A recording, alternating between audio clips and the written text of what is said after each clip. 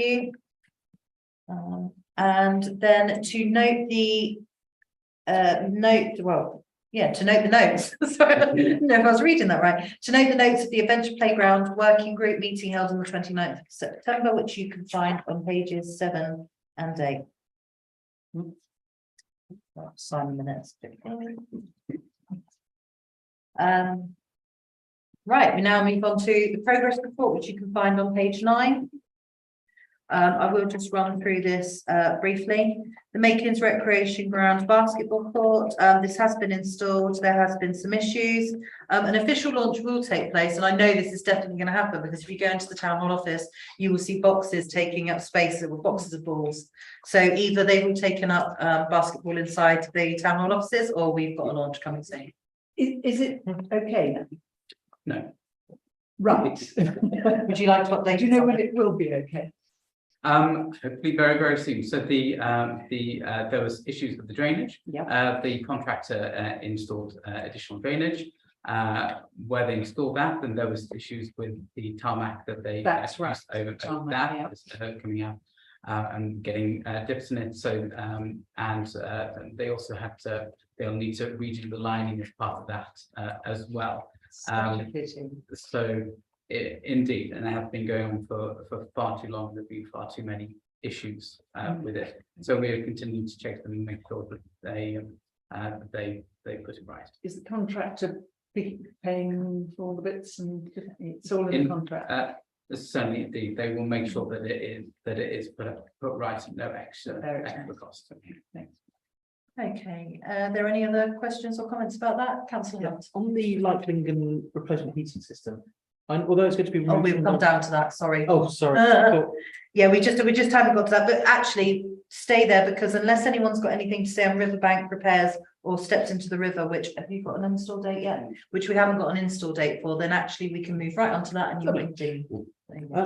Although we probably don't need every meeting report, it would be good to know maybe in 6 months or a year's time, just to understand they are working as planned, and we don't need to do facilities, basketball, balls and tractors back in before it's too late.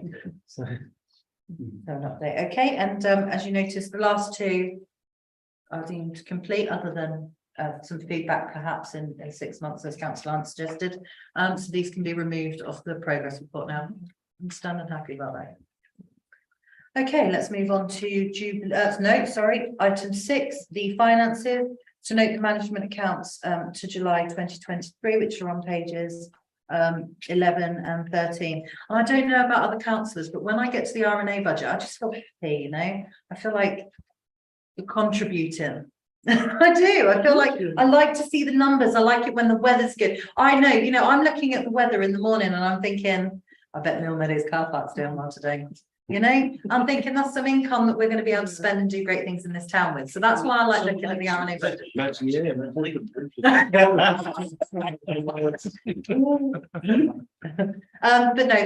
no, in all seriousness, I do really enjoy reading and looking at the RNA budget, because I do think that, you know, some things are affected obviously by weather and things like this, but overall, I think we contribute quite well to the town council. So, if there are any comments, queries? No, I see none. Are we happy to note this? Yep.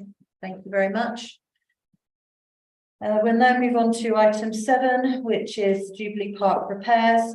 We need to consider some expenditure here, and you'll find a report on page 13, right through to 15. It's all pretty much there. I don't know if there's anything that you want to add, Becky? Are there any questions about the report that anyone wants to ask? Councillor Hunt? yeah, I know that the proposal is to go with the more expensive company, but I'm not entirely convinced on the reasoning that they currently do the work. I also thought, would it be possible to go back to them and say, look, if you want to do it, we need to have a bit more of a discussion about this. As otherwise, unless company B, we feel because they're not doing the work, would do it to a lower quality. Just ease of them being there, I'm not quite convinced by as an argument. So the company B company A have already given us a 10% discount, no, 15% discount, I think, when we went back and ask them about the costs. So we've got them as the contractor who are doing the ongoing maintenance. And to introduce another company could create problems further down the line. And Are we convinced that in the long run, then that extra money would be saved? yes, I think the pitch is coming towards the end of its life and we need to. I think this company knows our pitch. And I think we need to, I think it would be safer to go with the company that visits it 4 times a year and inspects it every year. If we get another contractor in and they don't do the job very well, then When it's the basketball court. One has to be- it's not the contractor's fault that we've got a problem with the pitch, it's the age of the pitch. No, I'm not disputing that. It's, I mean, it's a small amount of money, so it's, but I'm just concerned about selecting a company because it's easier is not necessarily something, Well, obviously. Yeah, It might be easier in the sense of if you get somebody else new, further down the line, it's a split of responsibility. That's why I was asking, are we Yeah. convinced that in the long run, that is, I think it's the long run story. Yeah. That is the. are we going to save that money in the long run as a result? If we're happy with that, then that's fine. Okay, are there any other questions? Councillor Riceman? On the company A thing, sometimes, if you know a contractor, you've no particular reason not to go with them. And sometimes the devil you know is a safer option. That's not always true, but it is an argument that can lead you in favour of continuity rather than not. The other thing I wanted to check was on the recommendation about increasing the sinking fund. What is this a sinking fund for the pitch as a whole? For the replacement pitch? Yeah, it must be, I suppose, the 25k a year. They're looking at each other, so one of Yeah. us can asking. Yes. And I think we replaced it about 2011, 2012 before, so it should be lasting another few years yet, but it should be we'd expect to get 15 years out of it, and possibly as much as 20, as I understand it. It's not that near the end of its life, is it? on the last report, it said 2 to 3 years. Right, okay. Which would be over 15 years, I think that's. Yeah, we're getting to 15 then, which is what you can reasonably hope for. I'm really thrilled that we've got a sinking fund. I can remember way back when we never had a sinking fund down there. Yeah. Yeah, I remember those. Yeah, remember those days as well. So. The 200,000 came out of. Yes, exactly. 200,000 suddenly had to be found. Yeah. Are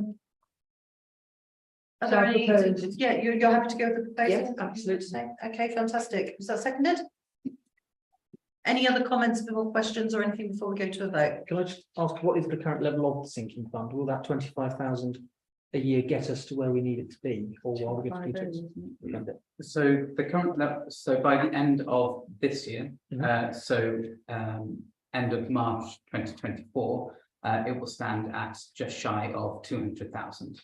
Okay, It would require another 3 years after that to get it up to 250,000, which might be achievable with the additional maintenance work that is going into it. However, increasing it to 25,000 would give us a bit more certainty of that. That's fine, thank you. Okay. All of those in favour of the recommendation on page 15?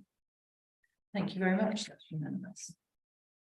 Now move on to agenda item 8, which is the budget, to receive and consider the draft Recreation and Amenities Committee income and expenditure budget for 2024-2025. And review the charges for hire and such. Again, Becky wrote this report. It's a very full report. Is there anything that you'd like to add before questions? Would anyone like to ask any questions, make any comments? Councillor Hunt. Thank you. The mooring charges, I think we need to look at and increase. At the moment, we are charging lower than anywhere else in Henley, despite the fact that the amenities there are limited, but they are better than other ones, such as where Henley Royal charge via Hobbs £12 a day to be on Fawley Meadows, less convenient for the town. It's unkept bank. We give somewhere where there is a footpath, there's public toilets nearby, there's a better, safer place to put a boat. So I think we should look at increase in that, particularly as it's mainly, well, almost wholly used by non-Henley residents. At the moment, we're effectively subsidising them coming into Henley. And this is even more of an issue during the Royal Regatta, where I believe the Royal Regatta charge around £500 a day, but we charge 190 for a week. So that is probably something we should be looking into increasing. Otherwise, we are losing quite a significant amount of potential revenue. Yeah. Councillor Hunt, Councillor Clark. I agree as well that it needs reviewing, and we're currently putting together a report on the temporary moorings, looking at when we charge, so the general mooring conditions and charging on redboards, as well as the level of moorings during normal time and regatta. Okay, thanks, Sharon. I should have actually noted that I've spoken to you about this and I was aware of that, so apologies. No, not at all. Councillor Dodds. On page 2, Becky's put in this note: investigations being undertaken to capture the project, the external refurbishment works, the town hall report presented at the next committee.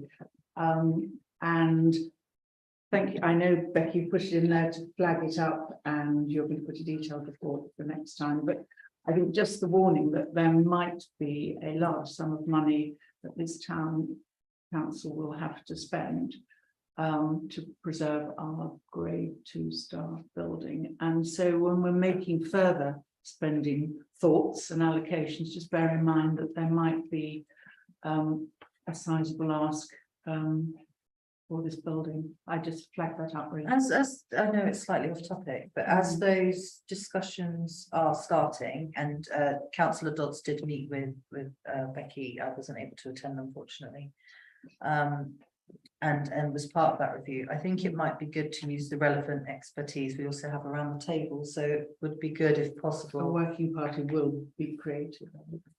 Yeah, Once Becky does her report, which will be next. next RNA RNA. working group. Yeah, I was hoping that the conservation companies that we've been talking to, who you met, can come to. Yes. Maybe talk prior to RNA next time. That would be good. And then following on from that, I'm sure we'll have a working group, another one. Perfect, love a working group. Alright. Okay, now I haven't gone through these individually. If you'd prefer that I do that, then I'm happy to do that, but. But you know, this is the first. This is the first part of the sort of budget cycle, if you like. We started now, it's what ends in January, isn't it? Yes. Yeah, there's one. I think we have 3 bites of the cherry. So if there's any comments that want to go through the value for money working group, which you and I would be delighted. Yeah, there will almost certainly be another value for money working group towards the end of the budgetary cycle, but there'll be another meeting of this committee to consider the budget in, where are we, in sort of November, but then the final budget approval is a full council on January 3rd. So there's one more bite to the cherry. We only have 2 full cycles, unless you count the value for money meetings. But input to those is welcome. So if anybody, there is further opportunity to add to this or take away, but you know, projects that you might have in mind to get the ball rolling on, but also keep in mind with those suggestions what Councillor Dodds has said and the amount of money that we'll probably be likely to spend. That's our responsibility. There is, I see you've got the 60+ club down for £6,000. I know we're looking at some work on by the front door rebuilding. I wonder whether 6,000 will be enough. So just flag it up when we near and get some prices. We might, because you've dropped us. The work that we looked at with Paul, or different work to that. No, not the work we did with Paul. I was going to say, By 'cause that'd be a by the separate end, budget. yes, that would be a separate budget, but the entrance to the left, the woodwork there is pretty poor. So at the moment, if I read this correctly, you've actually reduced the amount. 23-24 was 10,000. You're putting us down to 6,000. I just flag it up, but it might well be a bit more than 6, depending on what James comes back with. Are there any other considerations? Did you want to respond I was just going to say maintenance of the 60+ club in 2022 was 3,000. Jolly good, aren't we? So it's twice as much as 2022. Right, okay. Maybe there's some coming up then. Okay, are there any other comments? Grace, you can see that we have the recommendation, which is on a page that's stapled, so I don't actually know the number. But it's there, it's on page 6 of 6 of the report. There you go, it's the last page of the report Page recommendation, page 22, there we are. And you can see the recommendations here. This takes into account, obviously, what the temporary mooring is coming back as well, And Jubilee Park. and Jubilee Park. Do we need to include in the recommendation the fact that the moorings are still being reviewed? Well, I just asked that and it's, Sorry, well, it's, yeah, I asked it quietly, that's why, sorry. okay, right. You could certainly add in that just to clarify that the that's subject to a separate review of moorings. Yeah, and that report is going to go to this committee or to finance as well? Yes, so it will come to this committee. Yes, it will come to this committee. Yeah, okay. I might actually read the RNA agenda next time then. You can sub for Stefan again if you like. You're It's welcome. great, it's great to be back in the old committee. Okay, so I'm actually happy to propose this recommendation as it's written with the addition of subject to separate review separate review for temporary moorings. Is that seconded? Thank you, councillor Hunt. In that case, all in favour of that recommendation? Thank you very much. So the last item on the agenda is Mill Lane car park, footpath improvements. You'll find this on the last pages 33, 34. Because page 35 is intentionally left blank but hasn't got a colouring design, even though I've suggested that previously. Not for me, You need to get because that I'm chair for standing- taking it Need to get seriously. the standing orders covered. Absolutely do. No, you can, in all seriousness, on pages 33 and 34, you can see a report again written by Becky. Is there anything you'd like to add? No. Is there any question for the report? Councillor Kendall. Yes, so it's a question of clarification and then it's a see what happens after that. But okay. Could you clarify if the footpath does affect or the improvement is touching in green space? At the moment, the car park, you know this, Annie, better than that. So Because this map, I can see the car park, but I can also see it going beyond into what looks like green space. So this, yeah, there is a footpath that runs along the back of the football pitch. There's a cut through Mill Lane car park. So it will encroach on this green space in front of this car in the picture. So it will be. But is that it? Like it's like a couple of meters? Yeah, yes, it's a footpath width, I believe. It's not really green because it's already trodden away there. Yeah, it's just that the map or the red line which I'm looking at, excuse me, I'm just a bit confused. So that's why if it is only affecting car parking, okay, but there is a mention about trees being lots, crowns, whatever the word is, and I'm just suppose there isn't any ecological little impact of the effect of that. I mean, that would fall under general maintenance as well by lifting because of any, if the trees will need lifting, just as a matter of maintenance to keep the tips of the trees away from cars. And that will be taken into consideration when they install the park here. Just another thing to Yeah. clarify, councillor Campbell, is that Yeah. this will actually come back to Mhm. us. So we're just to note, we don't have to make Okay. a decision on Great. it so much. We're more noting the report, but it's Yeah, good to get the questions out. yeah. I mean, thanks to the wonderful team behind the Henley Literary Festival.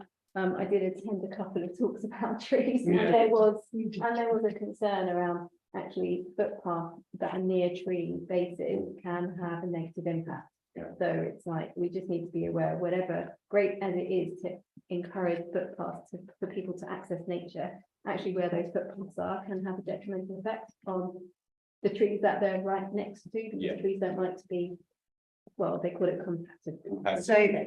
another thing Yeah. that's wonderful, and I don't know if any of you have all read your emails, is that I actually met with Councillor Kandai. I don't know if it was this week or last week, because I genuinely have lost track of time. But we talked about going around and seeing everything. So I got on the phone to Carl on the way home, would like to have tours. He said, I'm one step ahead of you. We've already got it booked in, about to send out an email. So he was already ahead of the game. And I think that it would be an opportunity to see this as well as obviously other areas. Yeah. And then you'll be able to actually see before it comes back and we make a Yeah, thank you. decision, you'll actually have the visual sort of image. You can Yeah. imagine it better. Thank you. This is an existing footpath, is it? Yeah. So, Right. and people, as I remember it, they can park in that car park, we don't charge. We do don't we? charge. So it's quite neat to park there and then walk along there into Henley to work. Is that what's been happening? Oh, I don't think so. Let's not encourage anyone. Well, I mean, that's access actually. to Mill Meadows. Yeah, exactly. It's a lot of the dog walkers park and then go, Yes. Yeah, so it's all. Yeah, yeah. But if we're improving that path, then they will go along there and, then. Sorry, councillor Buckley. I don't think you can walk that way, can you? Because Oh, no, the footpath's closed at the moment. Councillor Buckley's entirely correct. The footpath along there's closed. You can't actually, you can walk through, but you'd have to come out at some point. Yeah, on the stepping stones, which are obviously very accessible if you have any sort of. It's close, is that the Network Rail closure? Believe so. Yeah. This is a public right of way as well. Yeah. So we It is have a public duty right to of way. maintain Yeah. it regardless. Yeah. but you can always go on the footpath. But the one thing that nobody's mentioned is the fact that we're not paying for it ourselves. Exactly. Which is always, no, it's not the reason to do something, it's not the reason to decide to do something, but it certainly helps. It's a failure to, it's failure of an argument against it. Going back to the Network Rail at the bridge that's currently closed, can we discuss that in this past this item? Because is anything happening about that? I mean, the last time I walked there, which wasn't that recent, a few weeks ago, it looked awful, that it's a public path that's blocked and it needs a significant repair. The work's taking place in November. Oh, that's good news. Thanks, Becky. This November. This Yes, November. there's no. It's a fair question. It's a fair question.